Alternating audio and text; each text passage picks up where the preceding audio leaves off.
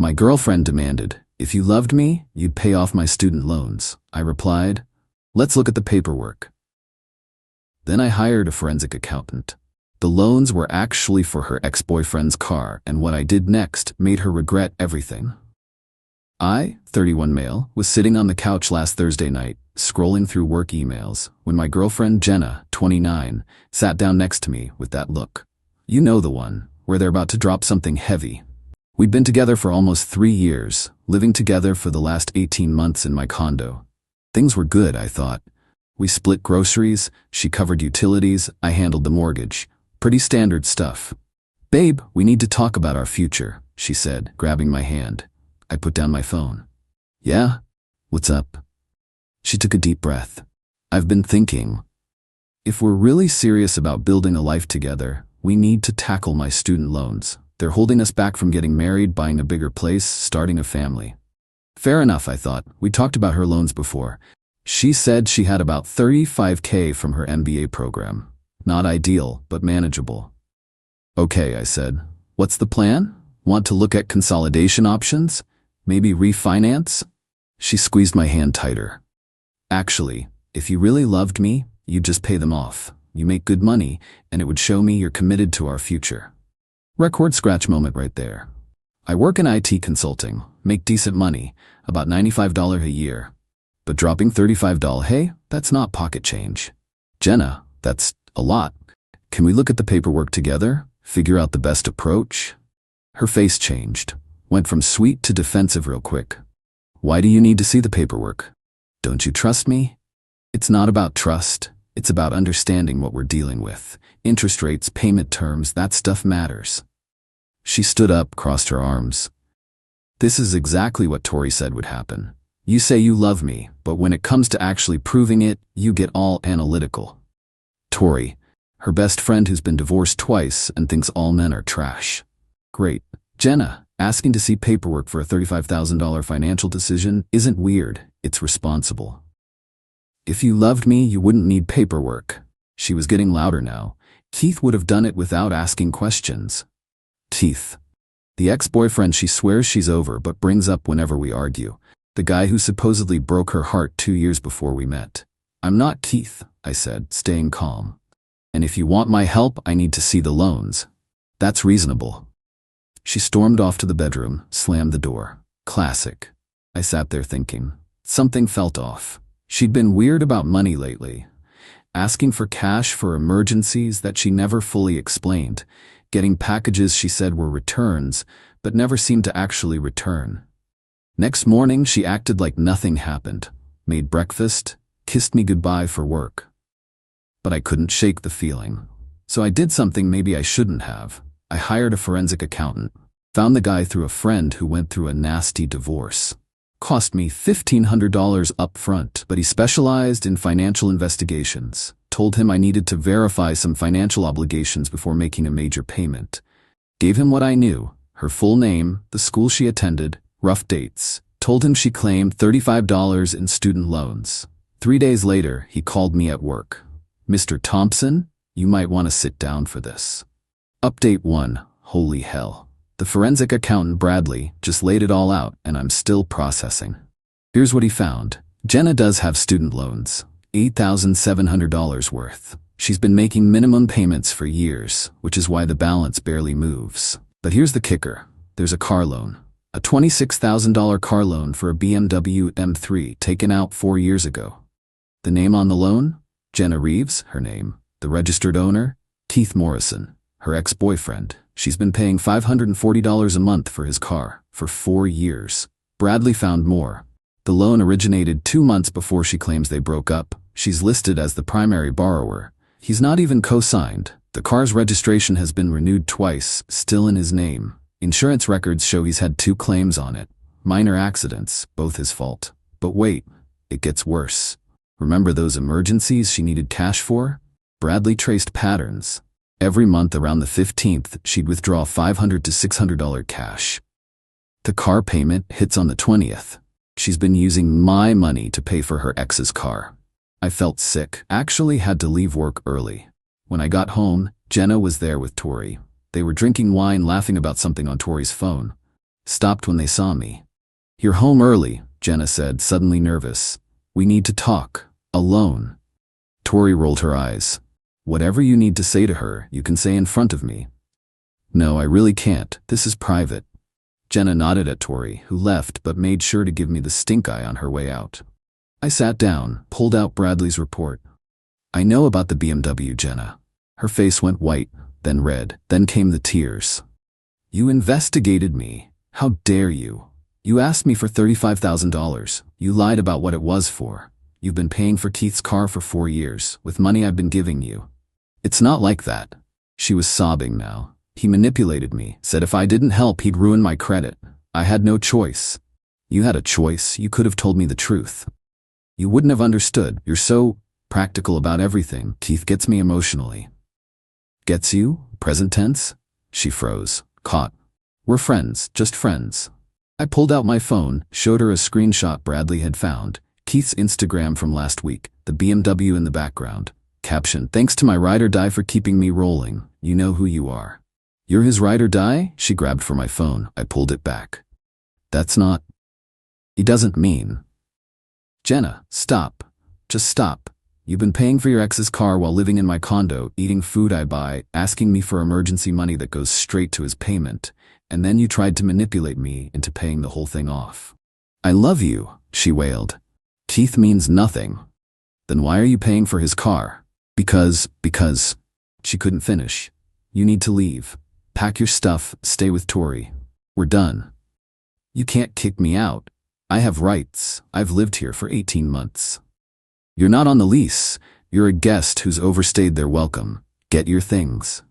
She called me every name in the book. Said I was controlling, abusive, cheap.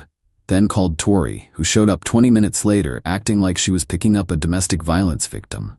They loaded up Tori's car with Jenna's stuff. As they were leaving, Jenna turned back. "Keith was right about you. You're heartless. Keith can start paying for his own car now. See how right he is then." Update 2. It's been 5 days since I kicked Jenna out, and hoo boy, the entitlement came out in full force. Day 1 after the breakup.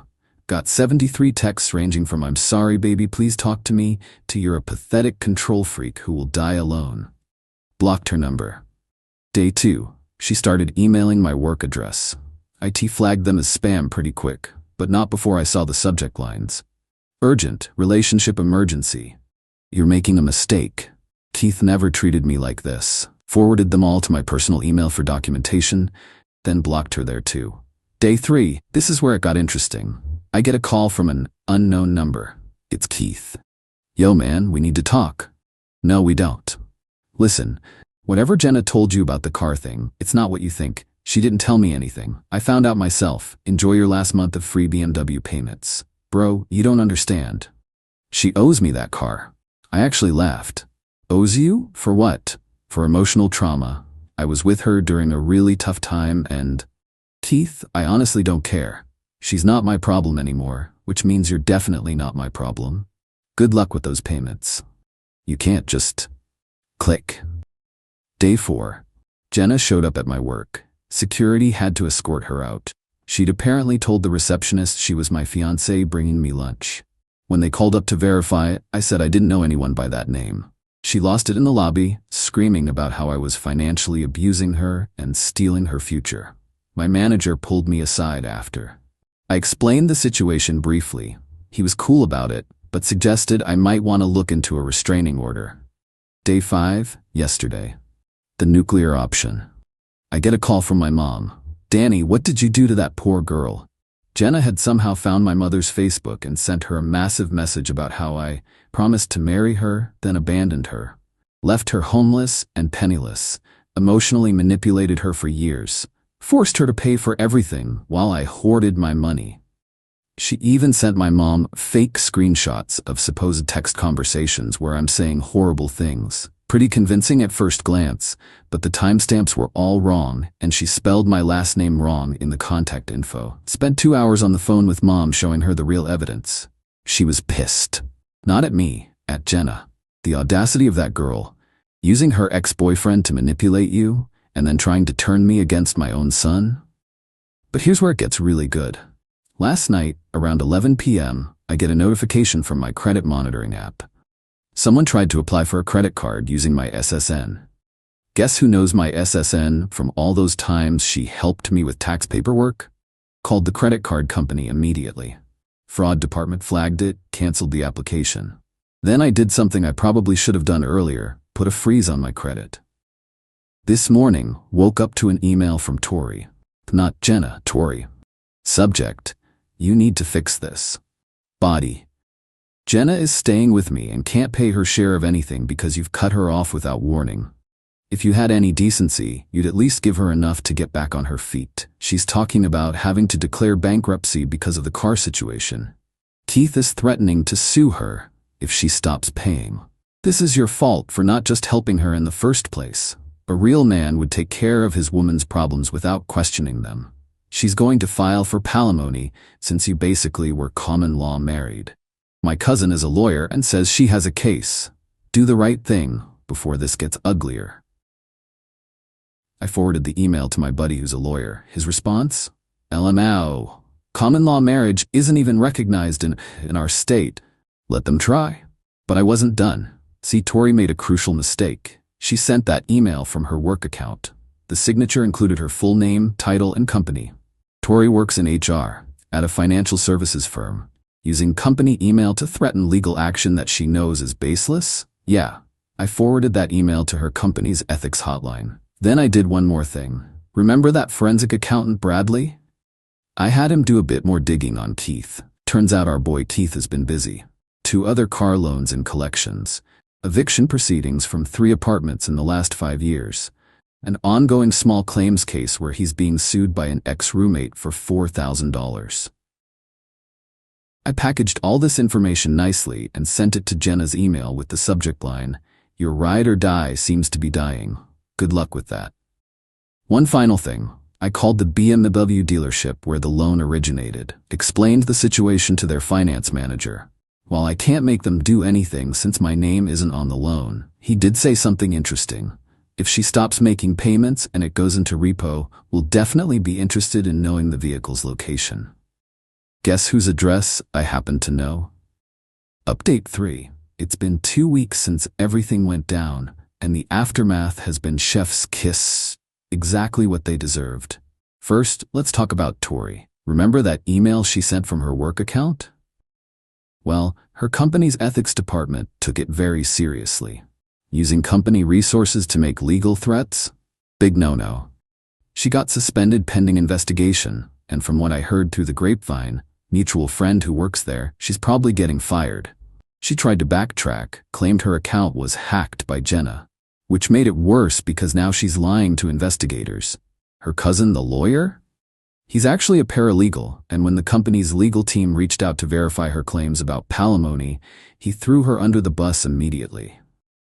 Now for Keith. Oh, Keith. So Jenna apparently panicked after getting my email about his financial situation. She confronted him about the other debts. His response? He accused me of making it all up and convinced her I was just trying to break them up because I was jealous of their connection. She believed him. Actually believed him. Until the repo man showed up at his apartment at 6 a.m. last Tuesday. See, Jenna missed the car payment this month. First time in 4 years. The loan was already flagged as high risk because of the payment history, lots of late payments she covered with fees. So one missed payment triggered immediate action. Keith called Jenna screaming. She was at Tori's place. Tori was at work, not knowing she was about to be suspended. And Keith demanded she come over with cash right now to stop the repo. She raced over with $1,200 she'd scraped together. Ironically, some of it was money she'd hidden from me in our apartment and forgot to take. Got there just as they were loading the BMW onto the truck. The repo guy was professional. Told her she could pay the full past due amount, $1,740 with fees, plus repo costs, $350 at their office to get it back. She didn't have enough. Keith lost his mind. Started screaming at her in front of the repo team, neighbors, everyone. Called her useless, pathetic, said she'd ruined his life. Then, and this is according to 3 separate neighbors who filmed it, he said, "You couldn't even keep your meal ticket boyfriend paying for my car. What good are you?" She finally understood. Finally saw what everyone else could see. She was just a payment plan to him. The videos hit social media fast. Someone tagged them, "Gold digger gets exposed by bigger gold digger." Went semi-viral locally. Both their reputations are toast. But wait, there's more. Remember how she tried to apply for credit in my name? Well, I filed a police report. Detective called me yesterday. Turns out this isn't Jenna's first rodeo. She has a previous warning for the same thing with an ex from 5 years ago. Never prosecuted because he didn't want to press charges, just wanted her gone. I'm pressing charges. The detective also found something interesting. Those student loans she has?